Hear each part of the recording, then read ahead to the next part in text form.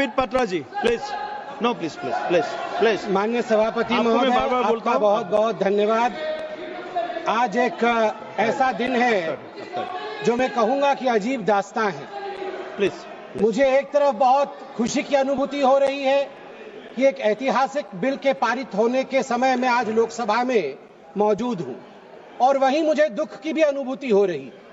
हम सब भारत के बच्चे यहां बैठे हैं और यहां तकरार दो पक्षों के बीच इसको लेकर हो रहा है कि क्या भारत का एक पक्ष मुसलमानों के अधिकार को छीन लेगा, क्या भारत का एक पक्ष मुसलमानों को कहीं ना कहीं डरा रहा है, क्या मुसलमान आज भारत में सिमट कर रह रहा है। सभापति महोदय, मैं आज सीना ठोक के कहना चाहता हूं कि पूरे विश्व में यदि मुसलमान सर्वाधिक सुरक्षित कहीं है तो उस देश का नाम भारतवर्ष है, हिंदुस्तान है। मैं एक छोटी सी कविता पढ़ना चाहता हूं गया प्रसाद शुक्ल स्नेही जी का। किसी को नहीं बनाया दास, किसी का किया नहीं उपहास, किसी का छीना नहीं निवास, किसी को दिया नहीं त्रास, वही हम है भारत संतान, वही हम है भारत संतान। किसी का कुछ छीना नहीं है, हमेशा दिया है। जो शरणार्थी बन के आया है उसको गले से लगाया है। और केरल की बात हो रही थी, मैं धन्यवाद देता हूं केरल की भूमि को, प्रणाम और वंदन करता हूं केरल की भूमि को। वहीं से आदि शंकराचार्य जी भी आए और केरल की भूमि में कोडंगलूर तालुक के मेथला गांव में स्थित है भारतवर्ष की पहली मस्जिद चेरामल जुमा मस्जिद। और चेरा राजा चेरामल पेरुमल ने इस मस्जिद के लिए जगह स्थान दिया था। यह है भारत का कल्चर, यह है भारत माता। और इस भारत के ऊपर आप संदेह दिखा रहे हैं। क्या स्थिति है आज वक्फ को लेकर इस्लामिक देशों में? क्या वक्फ प्रॉपर्टी इस्लामिक देशों में है? मैं इस्लामिक देशों का नाम पढ़ूंगा जहां वक्फ का वजूद नहीं है। तुर्की में नहीं है, लीबिया में नहीं है, इजिप्ट में नहीं है, सूडान में नहीं है, लेबनान में नहीं है, सीरिया में नहीं है, जॉर्डन में नहीं है, तुनीसिया में नहीं है, इराक में नहीं है। भारतवर्ष में वक्फ बोर्ड है। वक्फ प्रॉपर्टी को कानूनन सुरक्षा, लीगल प्रोटेक्शन दिया गया है। उसके बाद भी हंगामा क्यों है बरपा? उसके बाद भी हंगामा क्यों है बरपा? मैं पूछना चाहता हूं, क्या गुनाह है मोदी जी का? क्या गुनाह है हमारा? हमारा गुनाह सिर्फ इतना है कि हम सबका साथ चाहते हैं, हम आगा खानियों का साथ चाहते हैं, हाँ हम बोरा समाज का साथ चाहते हैं, हम पसमंदा समाज का जो पिछड़ा वर्ग है मुसलमान समाज में उसका साथ चाहते हैं, हाँ हम चाहते हैं महिलाओं का रिप्रेजेंटेशन और प्रतिनिधित्व हो। क्या ये गलती है? क्या मोदी जी गलती कर रहे हैं? आप बताइए। हम सबका विकास चाहते हैं, हम चाहते हैं वक्फ औलाद के अंतर्गत जब आपकी फैमिली लाइन समाप्त होती हो उस समय अगर एक बेवा हो, उस समय यदि तलाकशुदा महिला हो, उसको नजरअंदाज करते हुए किसी भी कीमत पर प्रॉपर्टी जो है वो वक्फ पे पास नहीं जानी चाहिए। ये अगर मोदी जी सुरक्षित महिला को सुरक्षा दे रहे हैं, सुनिश्चित कर रहे हैं, तो किसी को क्या दिक्कत हो रही है? मैं यहां कहना चाहता हूं, जहां तक दान, क्योंकि वक्फ का मतलब दान होता है और हर धर्म में, मेरी बहन अभी सिख धर्म के विषय में बता रही थी, मंत्री जी भी सिख धर्म के विषय में बता रहे थे, सेवा और दान, इसके आधार पर सिर्फ धर्म आज देश का विदेश में जाना जाता है। हिंदू धर्म, ईसाई धर्म, सब में दान का महत्व है। आदि शंकर ने आज से हजारों वर्ष, केरल के लोग भी सुन रहे हैं, मैं कहना चाहता हूं, भज गोविंदम में दान के लिए क्या कहा था? गेयं गीता नाम सहस्त्रम ध्येयं श्रीपति नाम, ध्येयं श्रीपति रूपमजस्रम, नेयं सज्जन संगे चित्तं, ध्येयं दीन जनाय जवित्तम। दीन जनों को, गरीबों को वित्त दान करो, ईश्वर मिलेंगे। भगवान का नाम लो, गीता का ध्यान करो, ईश्वर मिलेंगे। और वही इस्लाम में भी ज़कात, सदका और सदके जरिए के नाम से जिक्र किया गया है। वक्फ जो दान की जमीन और पुण्य के लिए, परमार्थ के लिए, धर्मार्थ के लिए वक्फ बनाया गया है। वक्फ के बोर्ड में आज जो लोग कह रहे हैं कि वक्फ एक्ट में ये जो अमेंडमेंट है ये अनकॉन्स्टिट्यूशनल है, ये किस आधार पे कह सकते हैं? 1995 में वक्फ एक्ट आया, मतलब उससे पहले से चल रहा था। 1995 एक्ट के अंतर्गत अभी हम चल रहे हैं। 1995 के बाद आप याद करिए 2013 में भी अमेंडमेंट हुआ। उससे पहले 1954 में, 1959 में, 1964 में, 1969 में और 1984 में अमेंडमेंट्स या संशोधन हुए हैं। अगर वो सारे संशोधन ठीक थे तो आज ये संशोधन अनकॉन्स्टिट्यूशनल कैसे हो सकते हैं? मैं छोटे से एक विषय को रखना चाहता हूं।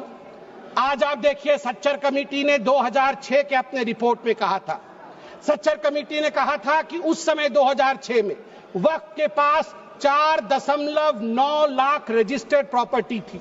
उस 4.9 लाख रजिस्टर्ड प्रॉपर्टी से मात्र वक्फ की जो कमाई हो रही थी वो उस समय 163 करोड़ की थी। मगर सच्चर कमेटी ने कहा यदि सही तरीके से इसका इस्तेमाल किया गया होता, सही तरीके से लीज दिया गया होता, फेयर मार्केट प्राइस के आधार पर किया गया होता तो 12,000 करोड़ की आमदनी होती, 12,000 करोड़ की, 10% का रिटर्न मिलता। आपको जान के आश्चर्य होगा, ये 4.9 लाख रजिस्टर्ड प्रॉपर्टी बढ़ करके हमारे समय 8.72 लाख रजिस्टर्ड प्रॉपर्टी बनी। मतलब 20,000 करोड़ से 25,000 करोड़ तक की आमदनी होनी चाहिए, मगर आमदनी हुई कितनी? 2019 से 2021 के बीच में 166 करोड़ और 2025 में आपको जान के आश्चर्य होगा, अभी माननीय गृह मंत्री जी ने बताया लीज रिकॉर्ड 0 और आमदनी 9.92 करोड़ रुपए मात्र। उस समय 2006 में 162 करोड़ और जब ये डिबेट हो रहा है तो 9.92 करोड़। प्रॉपर्टी डबल हो गई मगर पैसे घट गए। कहां गए वो पैसे, किसके जेब में गए वो पैसे? यदि ये पारदर्शिता। वैसे सभापति महोदय, मुझे एक बात में संशय है, मुझे लगता है उत्तर प्रतिपक्ष वाले ही दे पाएंगे। आज बड़ी चर्चा हुई है, आज चर्चा में कहा गया कि सबसे ज्यादा जमीन 3 ऐसे शख्सियत है उनके पास है, रेलवे के पास, आर्मी के पास, वो देश की जमीन है, और उसके पास वक्फ बोर्ड की जमीन है। मगर मुझे इसमें संशय है, मुझे लगता है तीसरे नंबर की जमीन तो किसी परिवार के बोर्ड के पास है। अगर सही से देखा जाए, आप ध्यान से देखिए, सही है, एक परिवार का बोर्ड है, सही है, अरे है एक परिवार का बोर्ड, उसके पास हो सकता है इससे अधिक जमीन निकले। सभापति महोदय, घंटी तो उनकी बजनी चाहिए, आप हमारी मत बजाइए। सभापति महोदय, मैं आपको अरे मैं किस परिवार के बारे में बोल रहा हूं, आप क्यों विचलित हो रहे हैं? वो उधर हैं, उधर हैं। अब आप चिंता मत करें, उधर हैं, आपको नहीं। हाँ, उधर उधर उधर आप भी जानते हैं किधर हैं, उधर हैं। चलिए आप वक्त पे आइए। देखिए, वक्त जो ये संशोधन हुए इसमें एक बहुत महत्वपूर्ण प्रावधान है कि लंबे पेंडिंग लिटिगेशंस ये नहीं होने चाहिए।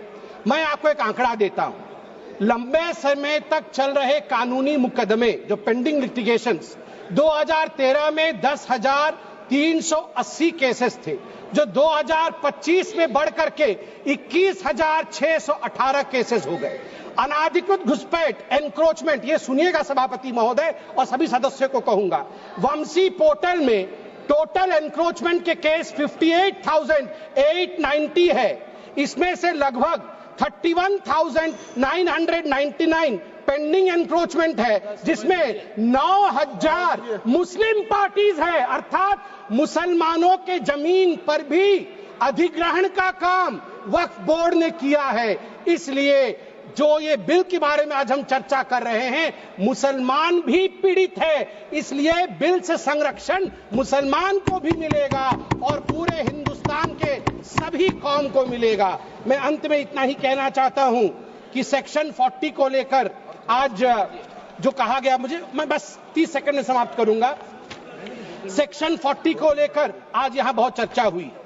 ये जो तर्कहीन शक्ति, इरेशनल पावर दिया गया था वक्फ बोर्ड को, खुद ही इंक्वायरी करते थे और खुद ही जमीन को वक्फ में डिक्लेयर करते थे। आज देश में 515 ऐसी प्रॉपर्टी है। उसी का शहर, वही मुद्दई, वही मुंसिफ, हमें यकीन था हमारा कसूर निकलेगा।